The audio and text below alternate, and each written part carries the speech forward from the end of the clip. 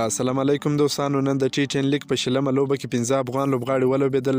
دا لوبه د چینای بریویس او بنګال ټایګرز لوبډلو ترمنځ ترسره سول. د چینای لوبډلې سره سمیع الله شینواری او شهزاد محمدي ولوبېدل. د بنګال ټایګرز لوبډلې سره حضرت الله عزازی، قیس احمد او کریم جنت ولوبېدل. چینای بریویس لوبډلې لومړی توپخانه ترسره کړل. په ټاکل سوو 10 اورونو کې د څلور لوبغاړو په سوځېدو سره 9 اتیا منډې جوړې کړلې چې 9 منډې هدف سو. شهزاد محمدي د خپلې لوبډلې دپاره 22 منډې په 12 بالونو جوړې کړې چې د ډیر وخت نه بعد یو ځل بیا ډېرې ښې منډې ترسره کړلې.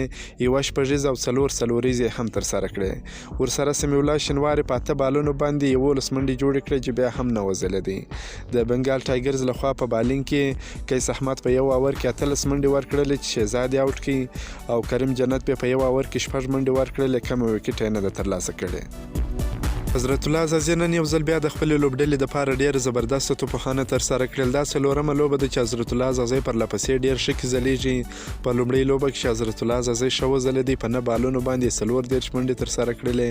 په دویمه کې یې 50 پرون یې 41 منډې ترسره کړې. نن یې هم د خپلې لوبډلې په ګټه باندې په 14 بالونو باندې 40 منډې جوړې کړلې. 15 شپږیزې او 2 څلوریزې په بیټینګ شاملې وې چې تر پایه ناټ او ټام پاته سو. یاد هدف د حضرت الله عزازی لوبډلې په 15.15 اورونو کې د یو لوبغاړي په سوځېدو سره پوره کړي. دا لوبه یې په 9 ویکټو وګټله. که مو دا ویډیو خوښه سوې وي ویډیو در سره لایک کړئ. که په دې چینل کې نوي یاست د چینل هم در سره سبسکرایب کړئ. د نور تازه معلوماتو لپاره هم زموږ سره اوسئ. تر بلې ویډیو پورې د الله په امان.